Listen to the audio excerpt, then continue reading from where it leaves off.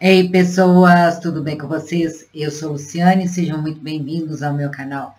Aqui a gente faz um estudo mais aprofundado sobre as realidades do mundo espiritual, sobre a vida após a morte, mas principalmente sobre reforma íntima e evolução moral. E eu venho aqui deixar bem claro, como aprendiz, eu trago aqui as minhas interpretações baseadas nas minhas experiências, né? Baseada na minha bagagem. Mas nem sempre o que é certo para mim pode ser certo para quem está assistindo, pode ser certo para você. E está tudo certo, a verdade ela não é uma só.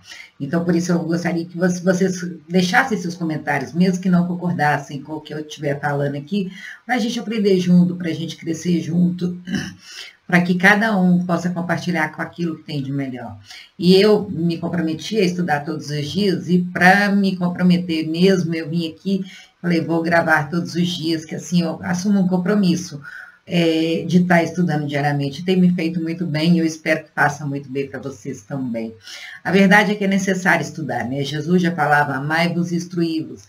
E se a gente não tiver disciplina, a gente não chega muito longe. É necessário praticar o bem. Quando a gente fala de praticar o evangelho, quando a gente fala de praticar, se eu vou praticar um esporte, igual teve as Olimpíadas agora, se eu vou praticar um exercício físico, se eu for praticar um instrumento musical, o que seria aquilo ali? Treinar até ficar bom, se aperfeiçoar.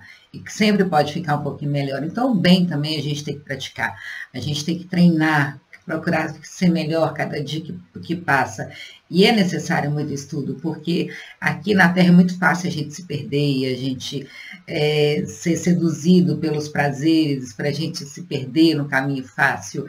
Então, já tem todo um conhecimento deixado pelos mestres, pelos sábios, tem toda uma literatura de muito valor que a gente pode se embasar para a gente seguir esse caminho reto. Cada um tem o seu caminho, mas a estrada, os limites do evangelho são muito bem definidos. Não fazer ao próximo aquilo que não gostaria que fizesse a ti mesmo. Fora da caridade não há salvação. Amai-vos uns aos outros como eu vos amei. Amar a Deus acima de todas as coisas e ao próximo como a ti mesmo. Amai-vos e instruí-vos. Assim, são palavras, são frases pequenas, mas que com muito significado, com muita profundidade, e todas elas falam a mesma coisa, para a gente colocar amor naquilo que a gente faz, para a gente se dedicar, para que a gente não vai conseguir ser perfeito nunca, mas aquilo que a gente se propôs a fazer, que a gente faça a melhor forma possível. E estamos no meio de uma transição planetária. Quando se fala de realidades do mundo espiritual, a gente não pode ter certeza de nada. A gente pode se apegar a uma literatura mais séria, como a do Allan Kardec, como as obras do Chico, como algumas obras que já ultrapassaram milênios, que não são da doutrina espírita, mas são do esoterismo, fala da filosofia egípcia, fala dos gregos, dos filósofos, coisas que o tempo já validou. Mas a gente tem que ter muito critério em quais obras a gente se embasar, e sempre essa humildade de saber que a nossa interpretação ela é pessoal e que nunca ninguém é unanimidade, mas que todas essas religiões, todas essas doutrinas trazem o amor como uma lei fundamental, a entrega, o dar o melhor, a procurar mudar você mesmo ao invés de querer mudar o ambiente externo. E a gente está no meio de uma transição planetária, então a gente tem que procurar esse conteúdo que já foi deixado para a gente saber qual caminho trilhar. Então, por isso, hoje eu vou ler para nós aqui o livro Fonte Viva, psicografado pelo Chico Xavier, pelo Espírito Emmanuel, a lição 176, Necessidade do Bem. E consideremos-nos uns aos outros para nos estimularmos à caridade e às boas obras. Está em Paulo, está em Hebreus, capítulo 10, versículo 24. A gente tem que ter consideração uns pelos outros. Hoje em dia, as pessoas estão tão isoladas umas das outras, as pessoas não se importam. Eu acho que uma das coisas que mais faltam hoje em dia é afeto, da gente olhar para o outro, da gente se importar, da gente perguntar, olha, como é que foi seu dia? Uma coisa que aconteceu durante a pandemia, que aquilo ali me marcou muito, é que as pessoas tiveram que ficar isoladas dentro de casa e descobriram que conviviam com estranhos, não tinham consideração umas com as outras pessoas. A gente se apega muito à aparência, a gente esquece que a verdadeira razão da felicidade são os relacionamentos. O que constrói a nossa felicidade são os relacionamentos.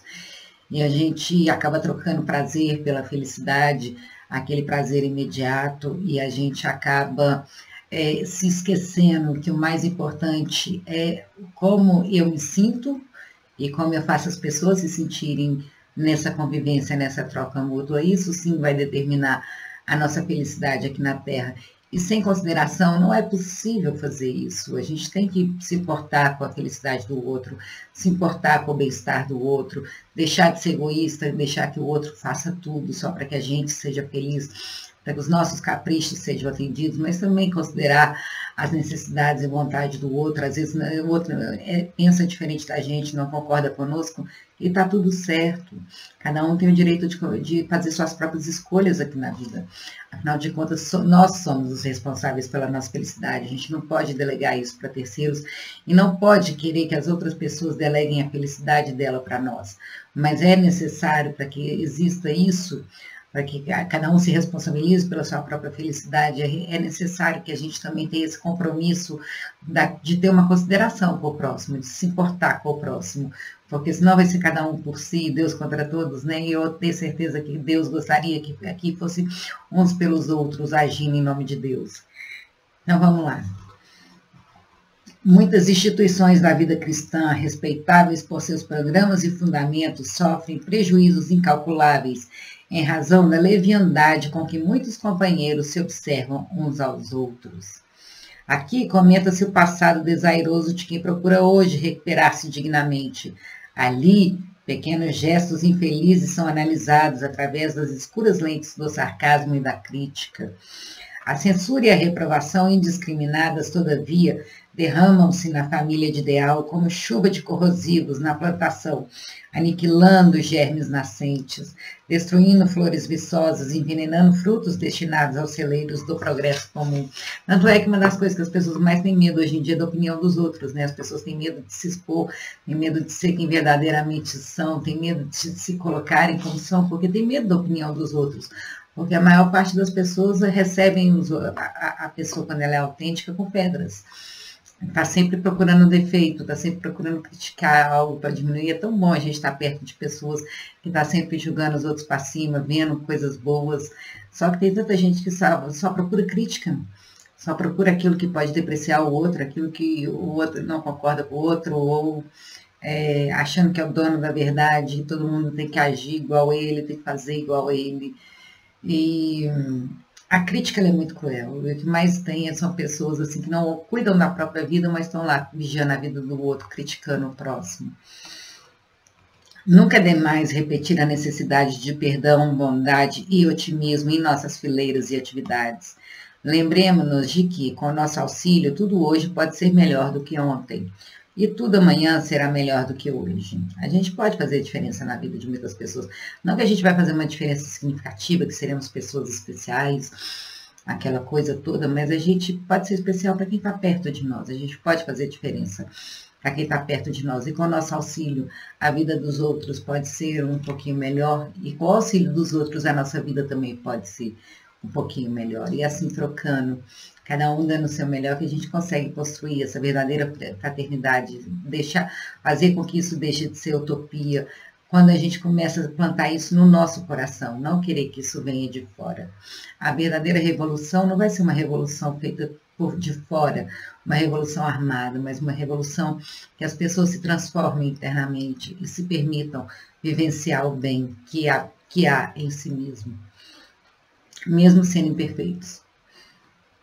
O mal, em qualquer circunstância, é desarmonia frente da lei, e todo desequilíbrio redunda em dificuldade e sofrimento.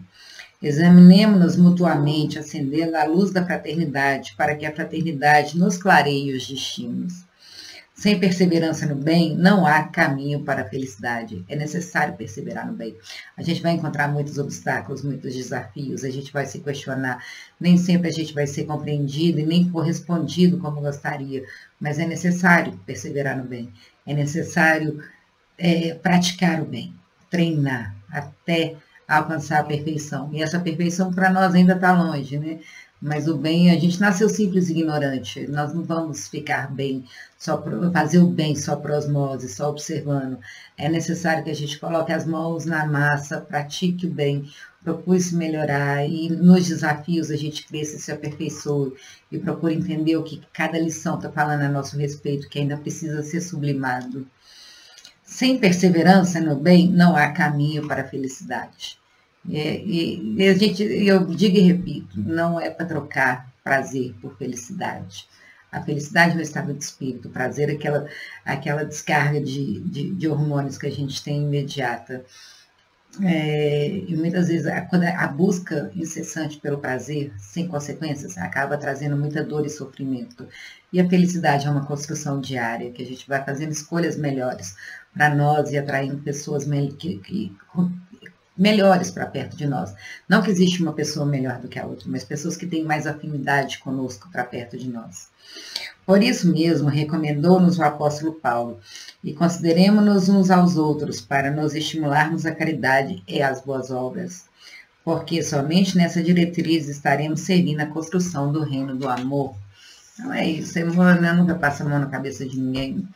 É para a gente procurar ser melhor, é para a gente ter consideração uns com os outros, parar de viver esse mundo isolado, que a gente passa pelas pessoas e nem se importa, nem pergunta pelo nome das pessoas. Se eu estou de mal comigo, isso justifica pegar e dar uma patada, tratar mal as outras pessoas, e não é assim que a gente tem que ser, a gente tem que se importar uns com os outros, a gente tem que ter consideração, empatia, respeito, é fundamental para a construção de um mundo melhor, para uma cultura de paz. A gente fica tão feliz quando as pessoas têm consideração por nós, quando elas se colocam no nosso lugar, quando elas não nos respeitam. Então, qual que é a máxima de Jesus? Fazer ao próximo aquilo que gostaria de fazer a si mesmo, e nunca fazer ao outro aquilo que não gostaria que fizesse a si mesmo. Então, é sempre se colocar no lugar do outro e se projetar para que assim a gente consegue saber a justa medida de como proceder. Então é isso, espero que vocês gostem, curtem, comentem, compartilhem, deixar bem claro que eu vim aqui como uma aprendiz. Essa é a minha opinião pessoal, tá? Sujeita a erros e enganos, como sempre, mas vamos colocar aqui o que a gente pensa para que a gente cresça juntos. Então é isso, um beijo, amo vocês, fiquem com Deus.